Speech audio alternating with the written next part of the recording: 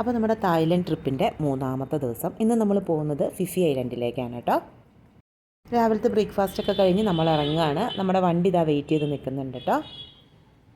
നമ്മളിപ്പോൾ ഫിഫി ഐലൻഡിലേക്ക് പോകാനായിട്ട് ബുക്ക് ചെയ്തിരിക്കുന്നത് ബിഗ് ബോട്ടാണ് കേട്ടോ. പലതരം ബോട്ടുകളുണ്ട്, സ്പീഡ് ബോട്ടുകളുണ്ട്, ബിഗ് ബോട്ടുണ്ട്, അതുപോലെ ലോങ് ടെയിൽ ബോട്ട്, അങ്ങനെ പലതുണ്ട്. ഏതാണ്ട് ഒരു 2 മണിക്കൂറിനടുത്ത് യാത്രയുണ്ട് കേട്ടോ നമുക്ക് ഈ ഫിഫി ഐലൻഡിലേക്ക്. ഞാനിങ്ങനെ പല റിവ്യൂസ് നോക്കുമ്പോൾ ഈ മോഷൻ സിക്നസ് ഒക്കെ ഉള്ളവർക്ക് ഏറ്റവും നല്ലത് ബിഗ് ബോട്ടാണെന്നാണ് കേട്ടോ കണ്ടത്.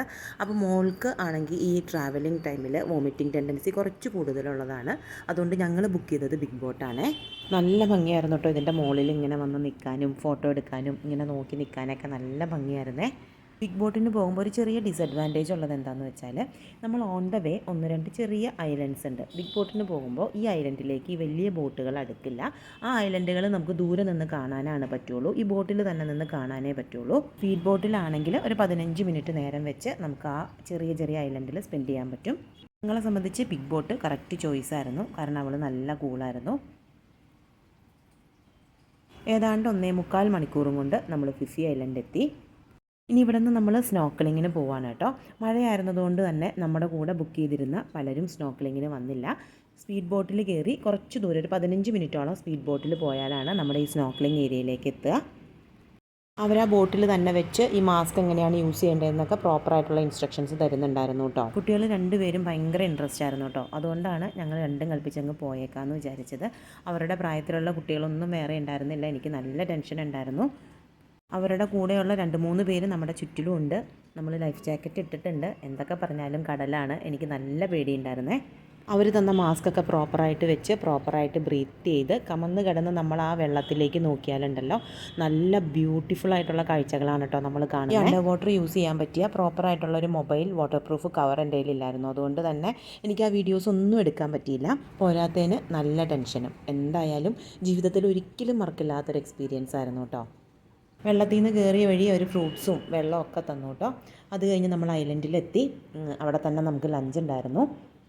ഇന്ത്യൻ തായ് മിക്സ് ആയിരുന്നു കേട്ടോ ലഞ്ച്. പൂരി, വെജിറ്റബിൾ കറി, ഉരുളക്കിഴങ്ങ് കറി അങ്ങനെയൊക്കെ ഉണ്ടായിരുന്നു. അതുകൂടാതെ ഗ്രീൻ കറി ചിക്കനും ഫ്രൈഡ് ഫിഷ്, യെല്ലോ കറി അങ്ങനെ ഇവരുടെ തായ് വിഭവങ്ങളുണ്ടല്ലോ, അങ്ങനെ കുറച്ച് തായ് വിഭവങ്ങളും ഉണ്ടായിരുന്നു. ഫുഡൊക്കെ കഴിച്ച് ഞങ്ങൾ ഷോപ്പിംഗ് ഏരിയയിലൊക്കെ ഒന്ന് പോയി കറങ്ങി. മഴ പെയ്യുന്നുണ്ടായിരുന്നു കേട്ടോ. ബീച്ചിലൊക്കെ ഒന്ന് പോയി മഴയൊക്കെ ഒന്ന് നനഞ്ഞ് ഞങ്ങൾ വീണ്ടും തിരിച്ച് കയറി വന്നു. മഴയത്ത് ഐസ്ക്രീം മസ്റ്റാണല്ലോ അല്ലേ, എന്നാൽ പിന്നെ അവരുടെ സ്പെഷ്യൽ കോക്കനട്ട് ഐസ്ക്രീം തന്നെ ആവട്ടെ എന്ന് വിചാരിച്ചു. ഇതും ഒരു വെറൈറ്റി സാധനം തന്നെയാണ് കേട്ടോ. പോകുന്നവർ ഒന്ന് ട്രൈ ചെയ്ത് നോക്കാൻ പറ്റിയ ഒരു ഐറ്റമാണേ. അപ്പോൾ ഏതാണ്ട് ഒരു 4 മണിയോടുകൂടെ നമ്മൾ അവിടെ നിന്ന് തിരിക്കുകയാണ് കേട്ടോ. അതുപോലെ ഞാൻ ആദ്യം പറയാൻ മറന്നു, നമ്മൾ വരുന്ന ബോട്ടിലുണ്ടല്ലോ നമുക്കിഷ്ടംപോലെ സ്നാക്സും കോഫി, ടീ ഒക്കെ വെച്ചിട്ടുണ്ട് കേട്ടോ. എന്തായാലും ഞാൻ ആദ്യം പറഞ്ഞ പോലെ ഒരിക്കലും മറക്കില്ലാത്തൊരു യാത്രയായിരുന്നു കേട്ടോ. അങ്ങനെ റൂമിലെത്തി കുളിച്ച് ഫ്രഷായി ഞങ്ങൾ വീണ്ടും പുറത്തേക്ക് ഇറങ്ങി കേട്ടോ. നമ്മുടെ തൊട്ടടുത്തുള്ള പത്തോങ് ബീച്ച് നൈറ്റ് മാർക്കറ്റിലേക്കാണ് വന്നിരിക്കുന്നത്. ഒരുപാട് വെറൈറ്റി മീറ്റും ഫിഷും ഒക്കെ ഉണ്ട് കേട്ടോ. ഇത് കണ്ടോ, നമ്മുടെ തേളിനെയൊക്കെ നിർത്തി പൊരിച്ച് വെച്ചിട്ടുണ്ട്. മുഴുവനായിട്ട് തവള വറുത്ത് വെച്ചിട്ടുണ്ട്. അതുപോലെ നമ്മുടെ ക്രോക്കഡൈൽ മീറ്റ് ഉണ്ട്. അങ്ങനെ ഒരുപാട് വെറൈറ്റീസ് ഉണ്ട്. നമുക്ക് ഇനിയുണ്ട് ഒരു 4-5 ദിവസം കൂടെ. അതുകൊണ്ട് കഴിച്ചാൽ വയറിന് വലിയ പ്രശ്നം വരില്ല എന്നുള്ള ഐറ്റംസ് മാത്രമേ നമ്മൾ വാങ്ങാറുള്ളൂ കേട്ടോ. നമ്മൾ അവിടെ നിന്ന് പ്രോണും ഫിഷും ഫ്രൈ ആണ് കേട്ടോ വാങ്ങിച്ചത്. പിന്നെ അവിടെ നിന്ന് തന്നെ നല്ല മാംഗോ സ്റ്റിക്കി റൈസ് വാങ്ങിച്ചു. അവരുടെ മാമ്പഴം ഈ പറഞ്ഞ പോലെ നല്ല ടേസ്റ്റിയാണ് കേട്ടോ. നല്ല മധുരമാണ് അവരുടെ മാമ്പഴത്തിന്. ഈ മാംഗോ സ്റ്റിക്കി റൈസ് ഉണ്ടല്ലോ, അതുപോലെ ഈ മാമ്പഴവും അതിനകത്ത് വെച്ചിരിക്കുന്നത് നമ്മുടെ തേങ്ങാപ്പാലാണ് കേട്ടോ. ആ തേങ്ങാപ്പാലും അതുപോലെ ആ സ്റ്റിക്കി റൈസും കൂടെ ചേർത്ത് കഴിക്കണം. നല്ല രുചിയായിരുന്നു കേട്ടോ. ഞങ്ങൾക്ക് 4 പേർക്കും ഒരുപോലെ ഇഷ്ടപ്പെട്ട ഒരു ഐറ്റമായിരുന്നു കേട്ടോ ഈ മാംഗോ സ്റ്റിക്കി റൈസ്.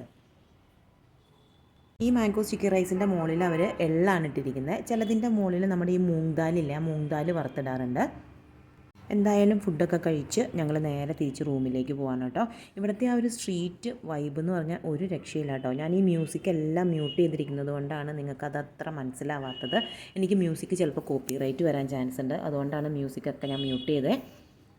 തിരിച്ചു പോണ വഴിക്ക് വീണ്ടും നമ്മുടെ 7-Eleven അവിടെ നിന്ന് കുറച്ച് ഡെസേർട്ട്സൊക്കെ എടുത്തിട്ടാണ് കേട്ടോ ഇന്നും പോകുന്നത്. ഈ 2-3 ദിവസം കൊണ്ട് 7-Elevenൽ കണ്ട നമുക്ക് വലിയ കുഴപ്പമില്ലാന്ന് തോന്നിയ വെറൈറ്റി ഡെസേർട്ട്സൊക്കെ നമ്മളൊന്ന് ട്രൈ ചെയ്തിട്ടുണ്ട് കേട്ടോ. അതൊക്കെ ഞാൻ സെപ്പറേറ്റ് ഒരു വീഡിയോ ആയിട്ട് കാണിച്ചു തരാം. എന്തായാലും നല്ലൊരു ദിവസമായിരുന്നു. അപ്പോൾ നാളത്തെ വിശേഷങ്ങളായിട്ട് നമുക്ക് നാളത്തെ വീഡിയോയിൽ കാണാം കേട്ടോ.